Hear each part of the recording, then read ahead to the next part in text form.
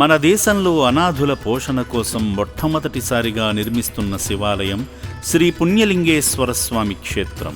శివపుత్రుల పుణ్యప్రదేశంగా విరాజిల్లుతున్న పుణ్యధామం.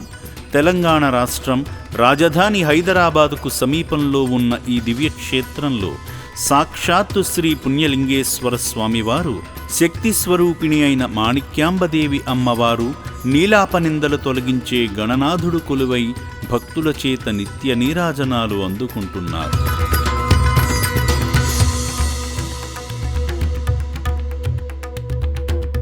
ఆదరణ కొరవడిన అభాగ్యులను ఆదరించేందుకు చిన్న కొండూరు నుండి వచ్చిన జి సత్తయ్య గారు మానవత్వానికి నిదర్శనంగా నిలిచారు.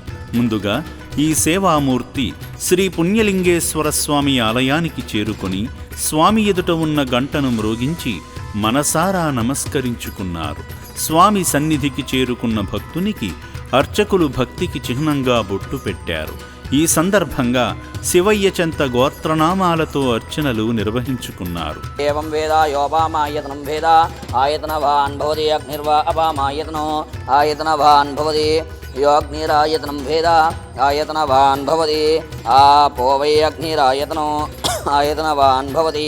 పరమేశ్వరలింగానికి స్వయంగా అభిషేకం చేసి మహిమలింగానికి నమస్కరించుకుని అపురూపమైన ఆధ్యాత్మిక తృప్తిని పొందారు. పూజా కార్యక్రమంలో భాగంగా అర్చకులు స్వామివారికి నీరాజనం సమర్పించి శివాశీస్సులు హారతిగా అందించారు. అర్చకులు మంత్రాలు పఠిస్తుండగా పవిత్రమైన హోమంలో ఆజ్యం సమర్పించి మొక్కులు తీర్చుకున్నారు. ఆశ్రమ సిబ్బంది సేవామూర్తిని సేవాశ్రమానికి తీసుకుని వెళ్లగా సేవా మార్గంలో భాగంగా వారి కుమారుడు శశివర్ధన్ గారి పుట్టినరోజును పురస్కరించుకొని వారి భార్య మంజుల గారిని భాగం చేస్తూ అభాగ్యుల అన్నదాన కార్యక్రమానికి తోచిన సాయం చేసి మానవత్వంలోనే దైవత్వం ఉందని చాటారు. కుమారుడు బాగుండాలని శివయ్య చెంత ప్రత్యేక పూజలు చేయించి దిక్కులేని అనాథులకు అండగా నిలిచిన సేవామూర్తి సత్తయ్య గారి కుటుంబంపై శ్రీ పుణ్యలింగేశ్వరుడు అనంతకోటి పుణ్యఫలాలు ప్రసాదించాలని